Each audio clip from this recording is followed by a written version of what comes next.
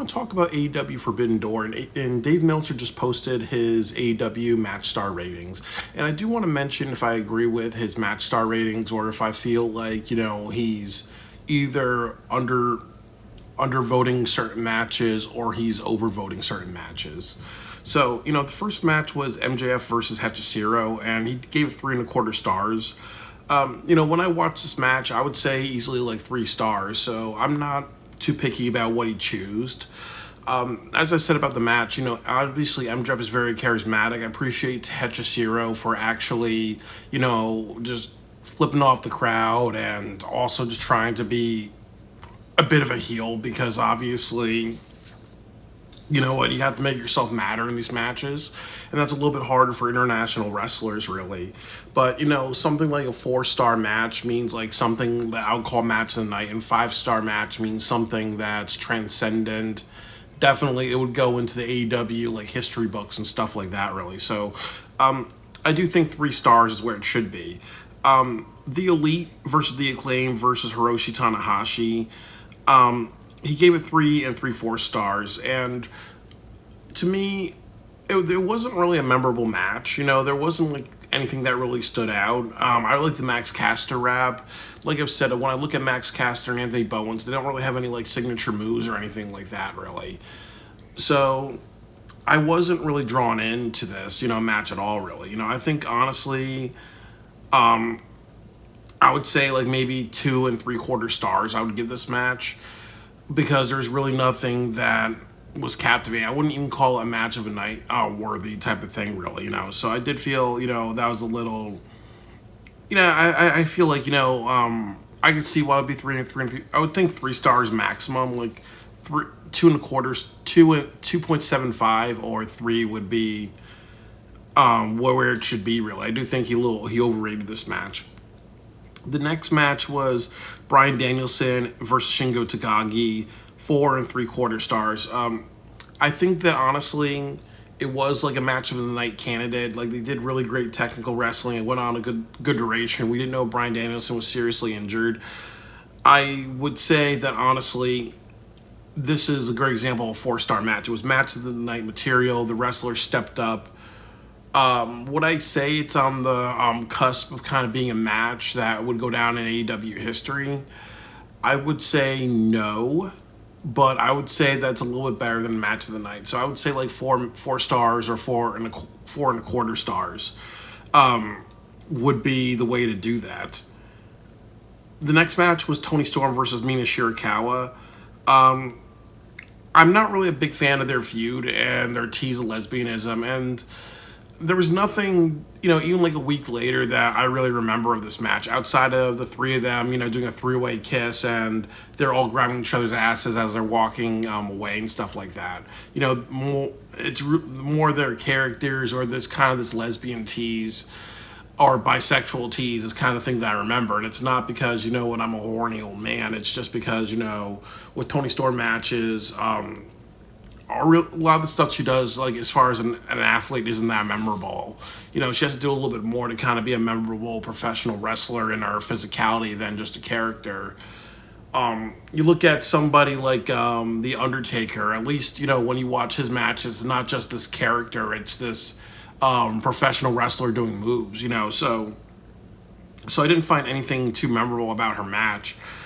Or I don't think it was match of the night worthy. I would say, maybe 2.5 stars, but 4 stars is, definitely overrated. I didn't watch the Zack Sabre Jr. versus Orange Cassidy match. He gave it 4.5, so I really can't speak for this match, and that's the fairest thing to say. The next match was Team Joe versus the Learning Tree, and I'm gonna call it Team Joe because that's a little bit easier. 3.25 he gave it. Again, it wasn't like really anything memorable to me, and I would honestly say, maybe like 2-star match. I think there was good sequences. I like how Jericho acknowledged his retirement and what the audience was saying, So I did feel it was a little overrated. The next match was the ladder match for the TNT title. He gave it 4.5 stars. Now, this is a little bit of a hard match for me. Like, I do think that for 4.25 is good, but this is one of the best matches on the card. This would go down in AEW history, so I can agree with 4.25 to 4.75. I think that the things that you got out of this match was you saw a bunch of wrestlers really put on a great performance. This is also great for AEW because it shows that they can have a hardcore match and have hardcore spots, but they can do it in one match. It's not spread out around the card, really. And even in the main event where there was some hardcore spots, they kept it very, very minimal. They weren't throwing people through tables. It wasn't like they're bloodying or whatever. They kind of saved all that stuff in this match. And then also, AEW has an issue with having too much blood, really. So I didn't see a lot of blood in the card, really. So when I look at a match, when I rate it, I also look at how has AEW improved, really. So I like how they saved all the hardcore stuff for this. You saw Takeshita do that really cool Blue Thunder Bomb to El Fantasmo through tables. And you really saw Takeshita really step up. You saw Mark Briscoe step up. You saw Jack Perry step up. And that's about it, really. I think that, you show more what these wrestlers can do. But I would say that the other issue was a very predictable match. We all know Jack Perry was going to win this thing. So I think, for 4.25 to 4.75 is where it should be. But 4.25 is what I would give it. I do think, as I said, I don't have an issue with how I graded this. The next match was Mercedes Moné versus Stephanie Vakir. This was a really great match. It had a very long duration. I think that, honestly, Stephanie Vakir should have won this match. But there's two things. It wouldn't make any sense because, obviously, Britt Baker versus Mercedes Moné is a big money match. The next thing is that, obviously, Mercedes Moné, I'm proud of her for being a heel now because that's the attention of the audience. You had to do something with Stephanie Vakir. Have her have a match at Death Before Dishonor or something like that. Really or have her on the Dynamite show. And if she just goes away because of contracts and whatever, really, then that's one thing. But if they can utilize her, they need to utilize her. But I did think that I would kind of say, okay, I can give it a 4-star match. I can agree with that.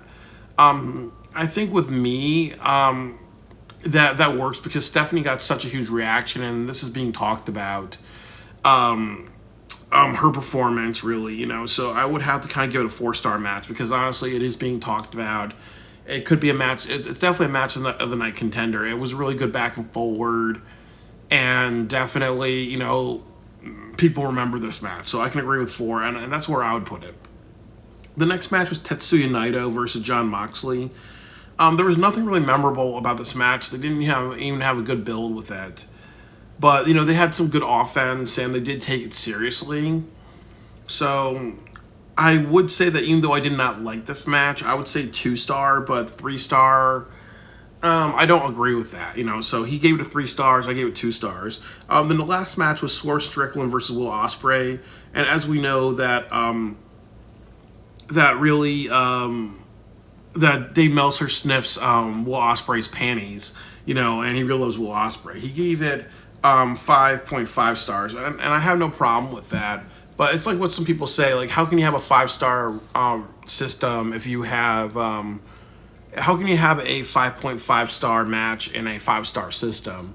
So I would say a couple of things. I think 5 stars where it would be because obviously there's a couple of ups and downs with this match. I give it 5 stars because obviously this is a very memorable match. This made Swerve Strickland really step up as a wrestler. I really think that their booking of actually just not letting Ospreay win this one subverted expectations. Is that what you need? Because I think if Ospreay won, it would felt predictable.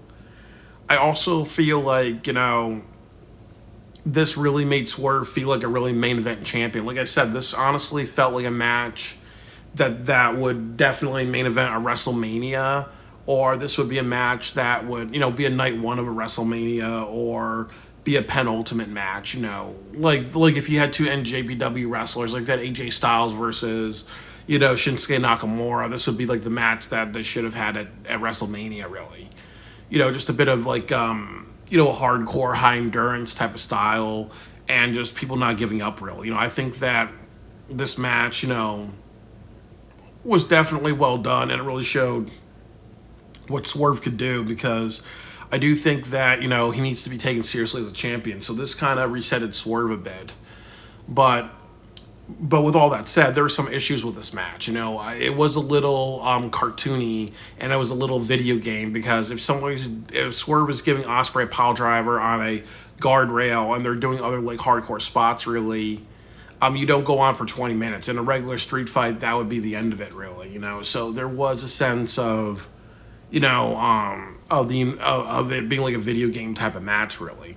But it was definitely very thrilling. When I watched that match, I was popping for the Styles Clash and other things that they did, really. So I would say that, for what I think a 5-star match is, I think it should be something that's transformative. This match was transformative in the sense that it really felt like a main event. It felt like that they used their time very wisely for 30 to 40 minutes. It also was a very hard-hitting match. Both these wrestlers really wanted that title, and that got articulated. I think the next thing that it really did was it really had a good outcome. It really made Swerve feel like a big deal, that he's not just a paper champion. But it's also not about what happens during these matches. It's about presentation of Swerve. Again, Swerve was not on this show. And then the other thing is... Swerve was not on Dynamite. Why wasn't he on Dynamite? Unless you show video footage of him, going home and, making burgers and hot dogs with his daughters, and maybe some pictures of him in the military. Like, unless you do that, then there's a reason for that. But this show was about Ospreay and MJF and Daniel Garcia on Dynamite. So it's not really just about the matches. It's really about fixing his presentation. So, I really, really just think that you showed that Swerve could be someone that has great matches, but you've not shown Swerve as a champion that treats himself or AEW treats as a champion, in the sense of presentation. He has good matches, but he has bad presentation. So definitely, that's still the issue with it, but it really showed that physically, he can have great matches, really. And then the other thing that I will say that I would give them credit for is that this was not a bloody match. This was not like taking out tables and ladders and other things like that. So I'm okay with it. And even like you had the Don Callis spot, there was a story being articulated in that. And I think the story was that Will Ospreay is part of the Don Callis family, and he doesn't want to go in that direction, but him just leaving the Don Callis family says, okay, from now on, Ospreay's leaving the Don Callis family. Ospreay does not want Don Callis' help or to turn a heel. So this was also a story saying, okay, definitely I think that Ospreay and the Don Callis family, it's not a good combination for success, really. So Ospreay's going in his own direction, and that's that, really. And we don't know how Don Callis is... I really think Don Callis is going to retaliate because of this. But that was also articulated in this match. So I really appreciate that, because, you have to kind of end that story. If it's not working with Ospreay and Callis, you have to separate that. And this match kind of showed that, okay... that they're not a good combination, really, because you saw like Ospreay have it and then lose it, or you could have had it if he turned heel, so a lot of like stories were kind of ended, and some stories were started within this. And then also it was a really great performance, and it's definitely something that I would say that if Swerve wants to go back to WWE and they said, let's show us one match that you had, this would be the match to show them.